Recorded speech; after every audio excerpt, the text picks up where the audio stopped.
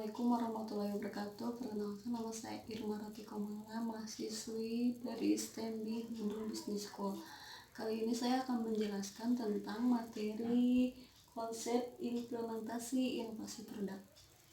Oke, saya langsung aja menjelaskan materinya. Rangka implementasi inovasi produk. Yang pertama ada istilah market requirement. Itu berkaitan dengan keinginan konsumen, kebutuhan konsumen, kesesuaian manfaat untuk konsumen, dan keempat, keadaan tertentu. Jadi sebelum kita menciptakan suatu inovasi produk, pastikan dulu bahwa produk tersebut bisa diterima oleh konsumen. Yakinkan bahwa produk tersebut bisa terjual di pasaran. Yang kedua ada proses internal bisnis. Itu berkaitan dengan satu tahapan proses produksi produk agar efektif dan efisien. Jadi ketika kita akan menciptakan satu inovasi produk, kita harus tahu dulu proses awal dari A sampai Z, kita harus tahu. Dan yang kedua itu ada alokasi sumber daya. Salah satunya adalah bahan baku. Yang ketiga kebutuhan biaya. Kebutuhan biaya di sini sebelum kita menciptakan produk tersebut, kita harus tahu dulu perkiraan biaya yang dibutuhkan itu berapa. Tujuannya untuk memudahkan dalam menentukan harga jual. Yang keempat ada komitmen. Komitmen di sini itu kita harus berkomitmen untuk melakukan proses produksi inovasi produk ini secara terus-menerus, jangan sampai berhenti. Yang selanjutnya itu product and service development. Itu berkaitan dengan produk and service berfokus pada produk yang fresh atau baru. Jadi kita harus menciptakan satu produk yang baru, tujuannya agar bisa diterima oleh market requirement. Dan juga fokus pada delivery channel produk agar sampai kepada customer yang tepat. Kita bisa menggunakan kemitraan atau ojek online dan sebagainya. Rangka implementasi inovasi produk. Yang pertama ada istilah market requirement. Itu berkaitan dengan keinginan konsumen, kebutuhan konsumen, kesesuaian manfaat untuk konsumen, dan keempat, keadaan tertentu. Jadi sebelum kita menciptakan suatu inovasi produk, pastikan dulu bahwa produk tersebut bisa diterima oleh konsumen. Yakinkan bahwa produk tersebut bisa terjual di pasaran. Yang kedua ada proses internal bisnis. Itu berkaitan dengan satu tahapan proses produksi produk agar efektif dan efisien. Jadi ketika kita akan menciptakan satu inovasi produk, kita harus tahu dulu proses awal dari A sampai Z, kita harus tahu. Dan yang kedua itu ada alokasi sumber daya. Salah satunya adalah bahan baku. Yang ketiga kebutuhan biaya. Kebutuhan biaya di sini sebelum kita menciptakan produk tersebut, kita harus tahu dulu perkiraan biaya yang dibutuhkan itu berapa. Tujuannya untuk memudahkan dalam menentukan harga jual. Yang keempat ada komitmen. Komitmen di sini itu kita harus berkomitmen untuk melakukan proses produksi inovasi produk ini secara terus-menerus, jangan sampai berhenti.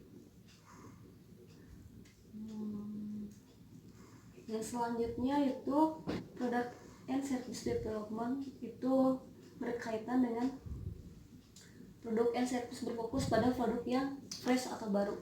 Jadi kita harus menciptakan satu produk yang baru, tujuannya agar bisa diterima oleh market requirement. Dan juga fokus pada delivery channel produk agar sampai kepada customer yang tepat. Kita bisa menggunakan kemitraan atau ojek online dan sebagainya.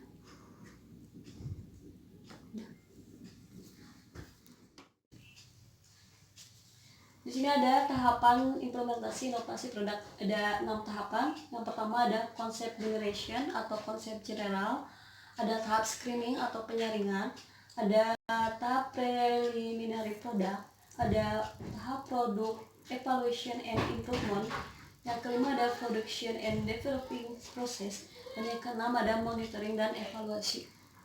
Saya akan bahas satu-satu. Yang pertama ada konsep general atau konsep generation.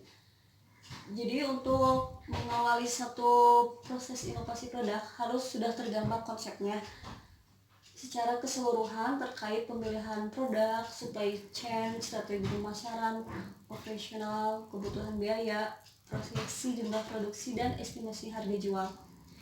Jadi di sini prakteknya bisa teman-teman buat matrik atau coretan dengan bahasa sendiri terhadap konsep inovasi produk yang akan dilakukan. Dan yang kedua ada tahap screening atau penyaringan. Jadi kalau di tahap sebelumnya di general konsep itu masih banyak ide-ide bermunculan. Nah di tahap ini kita tuh harus benar-benar fokus spesifik terhadap konsep apa yang mau diambil. Jadi prakteknya bisa catat secara rinci proses yang akan dilakukan. Yang ketiga ada preliminary product. Pada tahapan ini mulai proses awal pembuatan produk sesuai dengan konsep general dan catatan dari tahapan sebelumnya. Jadi di sini kita udah membuat produknya. Yang keempat itu ada product evaluation and improvement.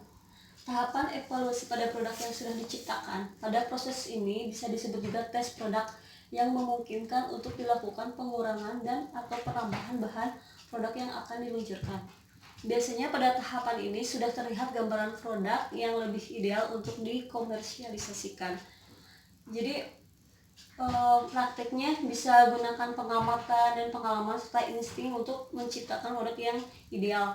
Misalkan mau membuat satu produk makanan yang baru, bisa mengurangi atau menambahkan cita rasa dan disesuaikan dengan lidah konsumen. Yang kelima ada production and developing process. Di sini adalah proses di mana kita tuh mengembangkan proses produksi, memproduksi dengan jumlah banyak. Prakteknya kita lakukan quality control atau QC sebelum dipasarkan. Pastikan dulu produknya sesuai dengan konsep awal produksi. Yang keenam ada monitoring dan evaluasi. Lakukan monitoring dan evaluasi terhadap produk inovasi secara berkala, baik harian, mingguan, atau bulanan. Materi dari saya tentang konsep implementasi inovasi produk. Dan jangan lupa kita harus selalu ikhtiar. Jangan fokus pada hasilnya, tapi fokus pada ikhtiarnya. Sekian. Terima kasih. Assalamualaikum warahmatullahi wabarakatuh.